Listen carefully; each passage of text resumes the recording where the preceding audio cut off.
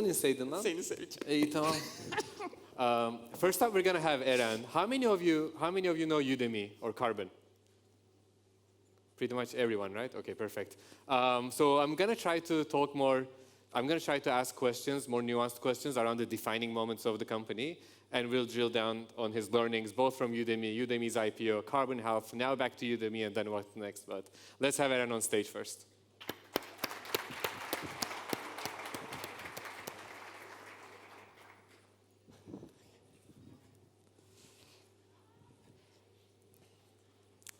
We should sit, right? Yeah, sitting is better. Ah, perfect.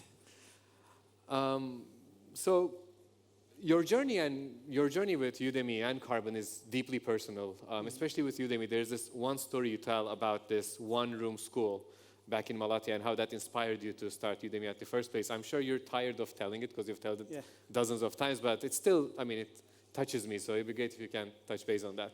Yeah, so I think that happens. If you tell a story too many times, you start associating with that person. When I'm telling it feels like I'm telling the story about some other person at this point. But yeah, my really story started I'm from Malatya. I was born in a very small village in kind of southeast part of Turkey. And my mom was a teacher. They're retired right now, but they moved back to our village because there were no other teachers in that whole area, not just in our village. Because most people were kind of quitting their job when they were assigned there. So she was teaching all 5 grades by herself. So she would teach the first graders, give them something to do, go to second graders, give them something to the third graders and 5th grade, and then she'd go back to the beginning, right? So that was the kind of the level of kind of education access. And usually when I tell this story about why I got inspired, I talk about my success story, like kind of getting access to computers and internet and just like the stuff I did in mathematics. But really, honestly, the real inspiration wasn't my stuff, if I'm being honest. The real inspiration was seeing that in that small village, all those kids were going, kind of walking, like maybe 10 miles, like 15, 20 kilometers, sometimes every day, and they were not missing a day of school because any kind of access to education, all those kids were holding on to it so strongly. I always had this thought that like there's so much talent, more talent in the world than the access. So somebody really, and when I really kind of got access to the internet for the first time, one of the first thoughts I had was like, this thing is not going to make the world like even. It's not going to level the playing field completely, but it will at least give a chance to people who are going to walk, like who are walking kind of kilometers or miles every day to access any kind of education they want to access. So that's really just like the massive imbalance between talent in the world. Like in my village, all those people who have not been educated at all, and I look at them, the first thing that comes to my mind is if the same person was born somewhere else, they would be they would become a famous artist, they would be a famous musician, they could be a academic, like very successful academic, and like why is that not happening? Why are we really capitalizing maybe only 5-10% of the world's population kind of has that type of access? That was really the inspiration. Again, my personal success story to me is like less inspiring to me than like all the other people who are kind of really holding on to anything they can. Mm-hmm. And back in 2006, you started Udemy in Ankara. Yeah. You faced all kinds of challenges from matching supply and demand to fundraising, etc., which made you move to the Bay Area eventually. What were those challenges?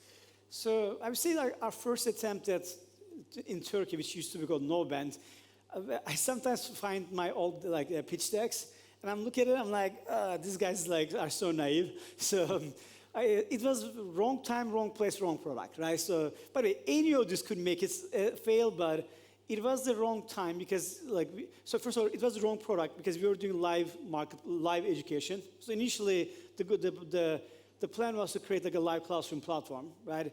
And if you think about this, 2025, there is still no successful live education marketplace platform, right? So people have got a mild success.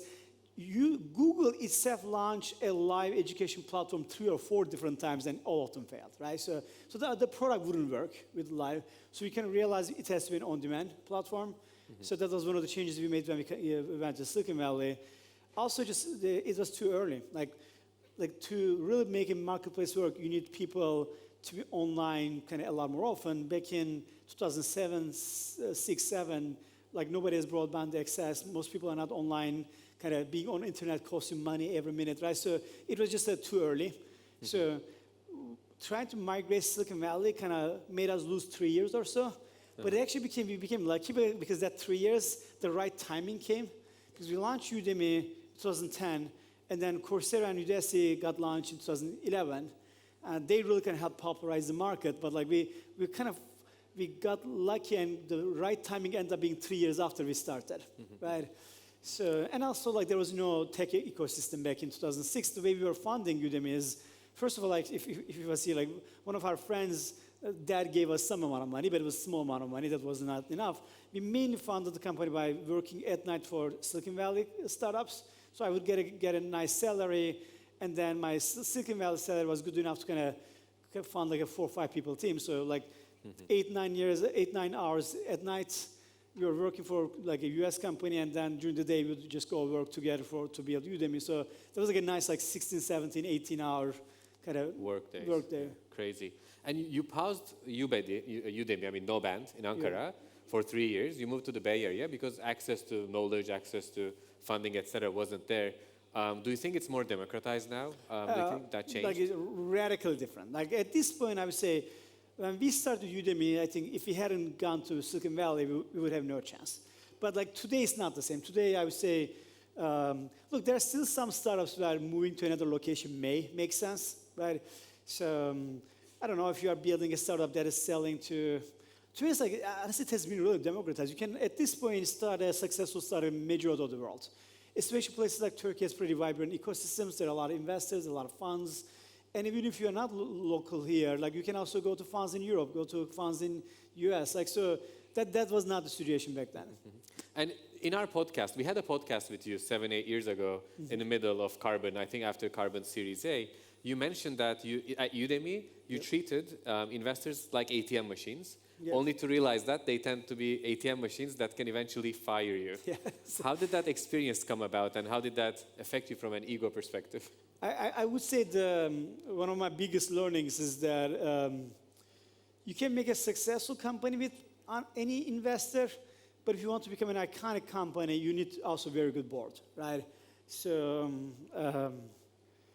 like without talking shit about anybody specifically, but like I think Udemy could have been a much bigger company. If you're gonna talk shit about people, say it in Turkish. No, but look, I shared some of this online before, so I'll share like publicly, but I was CEO of Udemy first 5 years, and the board, I did share this before, like the board wanted to bring in a different CEO because most of the investors were like in the mindset that, oh, you get a technical founder, they start a company, then you bring on a professional CEO. That was like standard playbook, right? So that they kind of almost followed it, right? And that used to be the standard in Silicon Valley in the past, right? So you would get the founder to bring to a decent amount of success, and then you'd bring in I don't know, somebody who has gone to a Harvard Business School, like looks more like a business person. And at that time when they made the change, like we were growing 400% year over year. Like so, it wasn't like company wasn't doing well. And I was like a lot of the employees really liked me. The company did not have any problem, but our investors were most East Coast investors who had the mindset that like a young immigrant founders should not be CEO of a larger company. And after that, like it's been 10 years, we had to change 5 more CEOs, right? So I think probably in early 2010s, people realized that the much better formula is like, if you have a founder, let the founder kind of step up and also bring more people to support the founder. Because what's kind of clear to like a lot of smart investors now is there are a lot of people who are like polished business people. There are like thousands of them. Like you can go to McKinsey and find 200 of them, right? So they all look the same. They all talk the same. It's not hard to build that kind of operational muscle, but the entrepreneurial instinct is extremely rare. So when you lose it, like you kind of. And when you lose it, you can't bring it back almost. I mean, that's like a one-way street where if you've lost it, then who else are you going to bring? There's never going to be a founder CEO leading the company again. Exactly. I think Udemy is the largest online education platform, right? It's the category leader worldwide. 2/3 of the people who learn programming in the world learned on Udemy. Like think about how big of a reach that is. And that's not our survey. That's like Stack Overflow survey. Like they do every year. I remember like the first time we got in the top 10, we were like so happy. We are like now in the top 10. And I think last year like 66% of the people said they learned programming on Udemy. And this is like worldwide. With this type of reach, Udemy could have been as big as Spotify. Or like Netflix in my mind, right? So from a value creation perspective, it is. It's just that the value capture seems to be much less. it is both. Like it could have been like. Look, I'm kind of bitter about this. Like so, like I think if the board didn't make all those changes and etc., like this could have been a much bigger company. But I think look, like at this point, like it was okay. It also gave me a chance to start a new company, right? So like I also had a lot of fun, like changing kind of domains a couple of times. I do enjoy working on very wildly different fields. So that I said I can realize is something I'm enjoying, but it's still again like it still has a chance to do that, but it's really hard to do that without like a pure entrepreneurial instinct there because markets shift very fast, and you need to be able to understand what's going to happen next. So everybody can speculate what might happen next, but like you need a certain amount of conviction without having proof, right? So that is very rare. Like you need to be able to say, I'm like fairly sure this is how things are going to go. And there's no statistics supporting that thesis. There's no like study, there's no benchmark. Because here's the reality. By the time those things become possible, every other company also knows that's happening, right? Like everybody knows agents are going to be an enterprise. That's not like unique, right? So but like, you need to, if you thought about agents like 6 years ago, like that would be kind of pretty awesome. Yeah. And jumping onto Carbon, because that also comes from a deeply personal place with the story of your mom's medical condition back then and your sister is a physician. Can you tell that as well? Yeah, so the Udemy and Carbon stories end up being like very different because Udemy original idea was very contrarian. Like most people, even the people who invest in Udemy, like I remember we had 13 angel investors and 9 of the 13 said that our original idea they didn't think was going to work, but they thought that we were like going really fast, so we could eventually find, after a bunch of pivots, we will find a good idea. It was like why they invested in Udemy. But surprisingly, the original idea ended up being really good, so we actually didn't pivot. All the other startups in the field like pivoted to what we were doing. Right? So it was like one of the things like, even we weren't sure whether the idea was good, but we ended up being a good idea. The way Carbon shaped out, like Carbon was opposite, right? You Carbon was pivoted opposite. like 20 times. Not maybe 20 times, maybe like 2-3 times, right? So Felt like 20 to me. Maybe 4, maybe 5. Okay. So I'll actually quickly run through all of them. Like I was the CEO of Udemy. My mom got really sick. She had this full body, like, essentially she couldn't move almost any part of her body. And my sister's a physician. She was taking her to different specialists, and none of the specialists could actually figure out what was happening. So meanwhile, she had a couple thousand pages of medical records printed out from different places. I never knew what the condition was. I knew that there was, I never knew. Yeah, so it was like, she's doing well right now, so there's no sad story here, but so my sister had like a couple thousand of pages of documents, like a bunch of CDs with MRIs and lab results, like going from doctor to doctor trying to describe what was happening. Each time every doctor is looking at the notes, every page, maybe taking 2 words as like notes to their paper. They were doing this. And I was running Udemy, like I had no healthcare plan back then. That whole process felt crazy to me. I made a sketch, a couple of designs about how I would want to build a healthcare record platform if I was kind of doing it. I made the sketch, quick sketch, I left it there, and one of the physicians eventually figured out what was happening, which was a disease called neurosarcoidosis. And the treatment worked well, and she recovered. But actually, I was thinking about, like, okay, this whole process of doctors trying to understand what's happening to their patient is so, like, the tools are so bad. Like, this is one of the most important things in the world. Like, doctors' time is one of the most rare resources of the world. And we give them some of the worst tools ever. Like, an Uber driver has much better software than physicians, right? So, and I was like, okay, that's obviously stupid. Like, somebody needs to fix it. And I looked at it and I realized that, like, the healthcare software platform was so complicated. Even I later learned that Microsoft, Google, Amazon, Apple, all several times tried to build better healthcare record platform, but we don't know about this because none of them have been able to ship anything, right? So, and I said, okay, how about like I and one more person, we sit down and do it ourselves. We start building some software. And I knew that all the existing software was very bad. I made it forbidden to even look at that software. I said, nobody's looking at how other EHRs work. You start from first principles, really think about what medical records should look like, how you can put intelligence from day one to that, into that. And I remember, like, before we even launched anything, an executive from Apple, who was the head of healthcare strategies at Apple, he realized that we were like this 3 people. We built a fully functioning healthcare platform on Apple's hardware, and they had hundreds of people working on it, and they couldn't like ship anything. And like, because like his mind was blown. So like, we were seeing how small teams can build amazing technology. That was exit offer number 1, right? That was I cannot comment on that. Okay, so. sorry. Yeah. But like he was very kind of excited about that. He later joined us maybe a couple of years after that, that executive. But I think the initial start with the health record, we had no idea about how the business model was going to work. We just wrote software. And then we decided to make it a healthcare software platform. But then to make the software platform work better, we opened a small clinic so that we can learn how to build the best software for healthcare. So we opened the clinic. We realized when you open the clinic, there's other stuff that we hadn't thought about. So we started we bought a larger clinic chain. And then we realized, like there's also a lot of operational issues. So we decided to open more and more clinics because the clinics were working very well. We figured out marketing, customer acquisition. And then at one point, I got too ambitious. That is on me, right? So I went from saying, okay, let's build a better platform for doctors to I'm going to start the largest healthcare company of the world, right? So literally, I'm just going to have the largest patient base of the entire world. I'm going to have a healthcare provider with just 300 million users, 300 patients. So we get a little bit too ambitious. We raised too much money.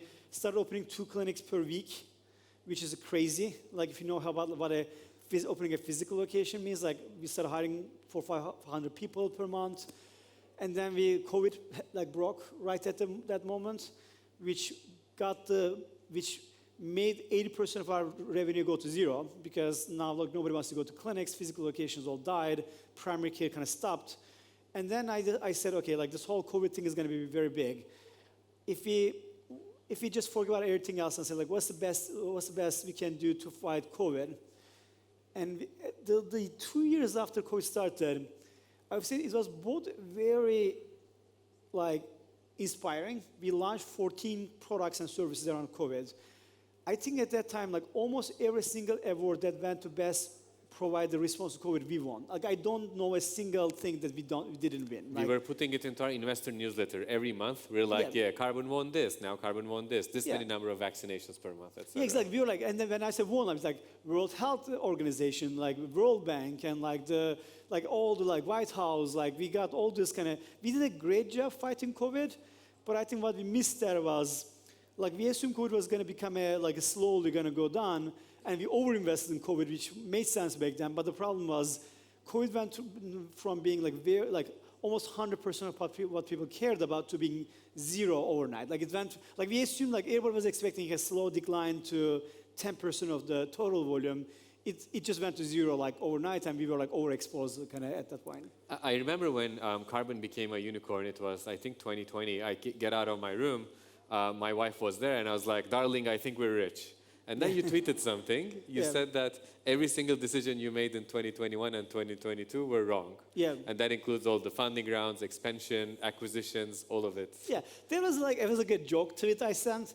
But the general idea is when markets get overheated, right, then you end up making bad decisions, right? So because we were actually keeping the company very very capital efficient in the first 3-4 years.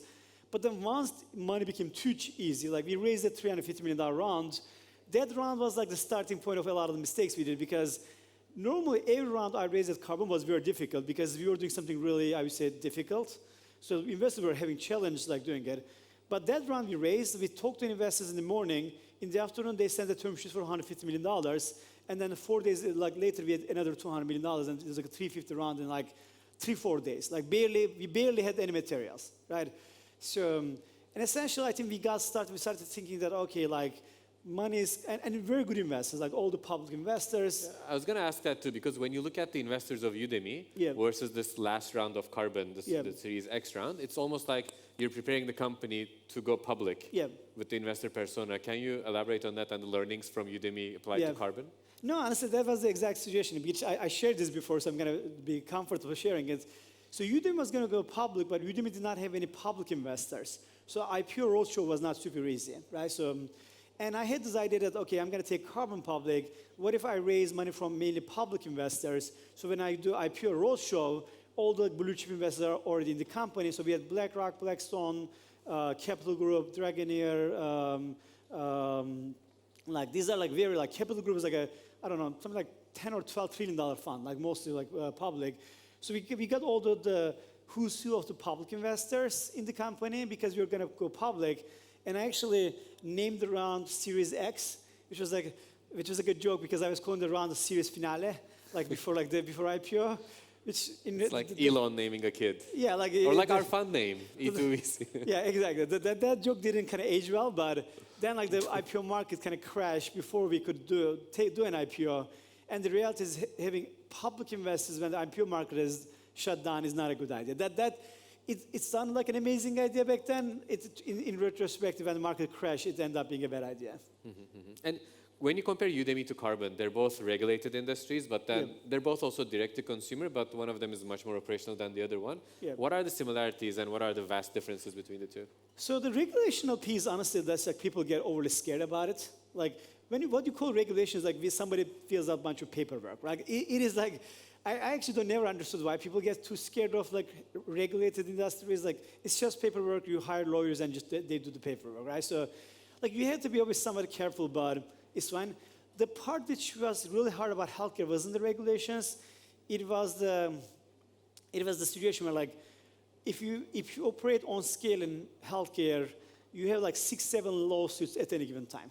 Like that I wasn't expecting. Like that was like any moment like just there's always lawsuits. There's always like even though you are so clean, so over the board, like so I would say like we're not doing anything wrong, and you still get like sued all the time, right? So there's like very large market of people who sue you in healthcare, right? So like, and you also have a lot of employees.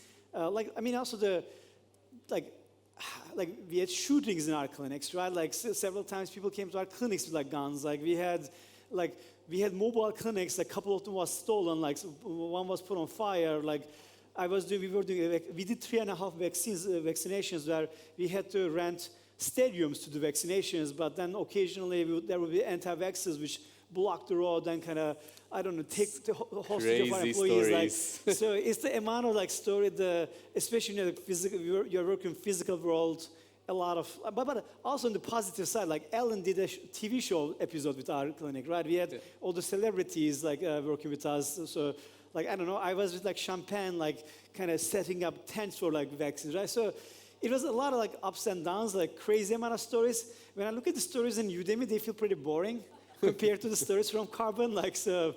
But next time, would you do a boring business? I'm calling Udemy boring now, or would you go down that road boring again? Isn't like boring is good. What they consider as a crisis is like it was like a Wednesday at Carbon Health. Right. Yeah. And moving on to today, obviously you've stepped down from the CEO position of Carbon Health and you've moved back to Udemy as the CTO. I know that you were working with AI products while at Carbon, and now probably you're focused on AI as well at Udemy. How did that transition come about? Yeah, so at Carbon, we got caught in this position where the company was growing very fast, but also burning a lot of money, right? So, which before the market crashed, like none of the investors like blinked an eye on it because we were planning to go public, raise $1 billion, just go like kind of just all like to the moon kind of type of plan there. And we had a couple hundreds of leases signed with like expansion. We had a hardware division. We had all those very kind of ambitious investments, and the market crashed really sharply. And healthcare was probably from all the categories, healthcare was the worst one, right? So, and we had to just do like a turnaround, which was very difficult. So I did, I think, 6 layoffs, a lot of like thousands of employees. We had to cut, part ways with.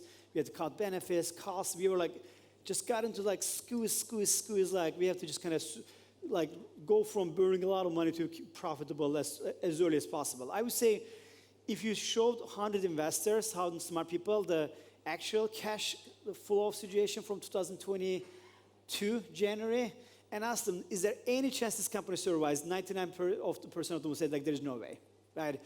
But we somehow made it work. And the two things that made it work, one is we were like very, I would say, decisive about all the changes we have to make.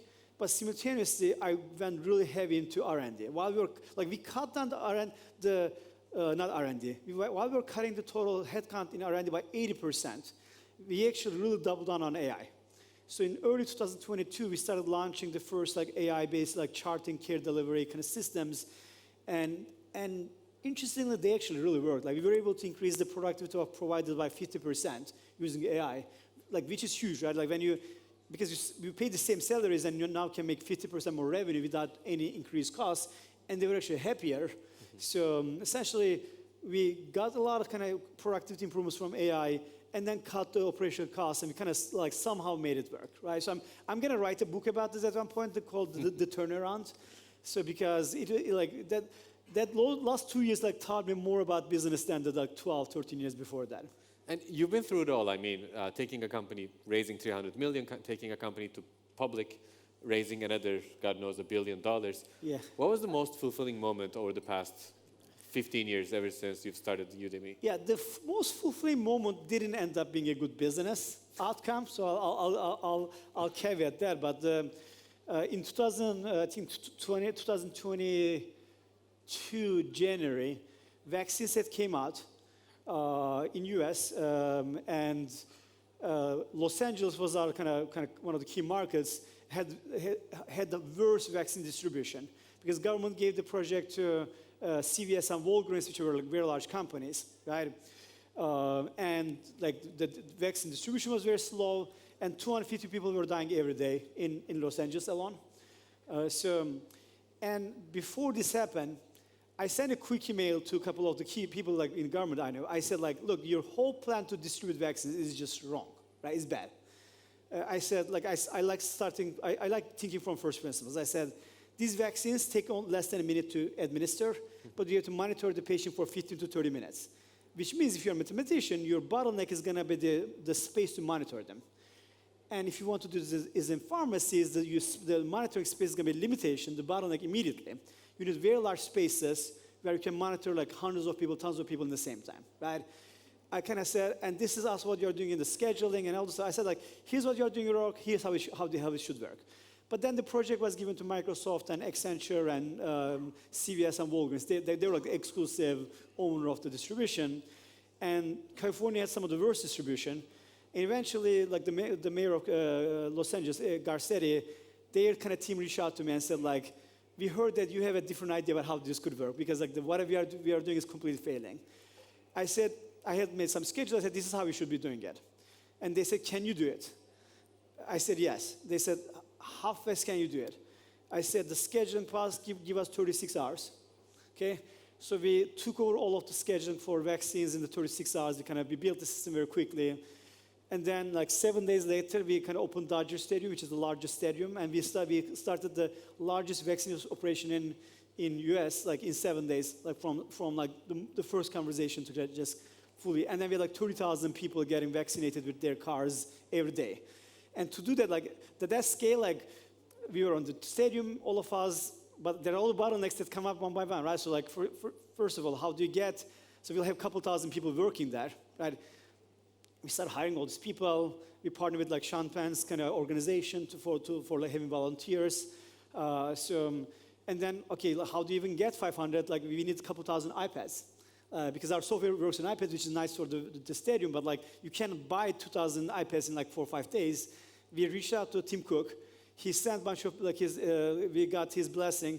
He sent a bunch of operational people to drive with the trucks from Apple Store to Apple Store, collected in all of the like iPad supply that he could find, gave it to us. But then internet, like we cannot have that many connections. Like T-Mobile gave us an emergency internet like access bond, and like in 7 days we set up this like huge operation. Like where now people are getting vaccines. Like a lot of celebrities came in. I remember like they were, and like Sharon Stone came in. I'm there. Like the Arnold Schwarzenegger came.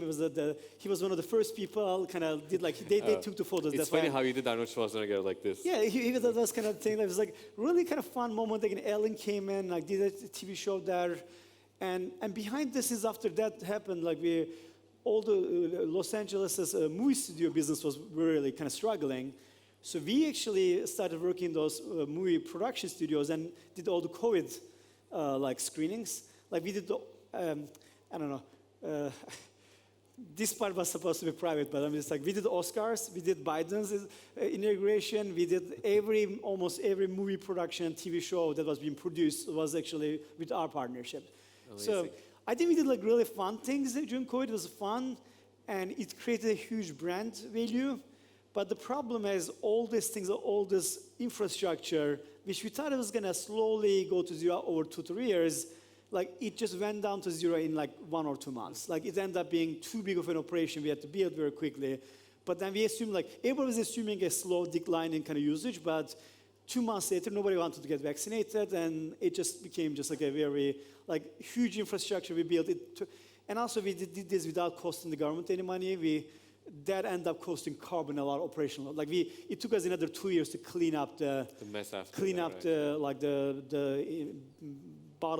the backlog that came out of those projects. Amazing, amazing. I'm not sure if you're aware, but like while raising Fund 1, we were pitching Udemy, how we're early investors in Udemy.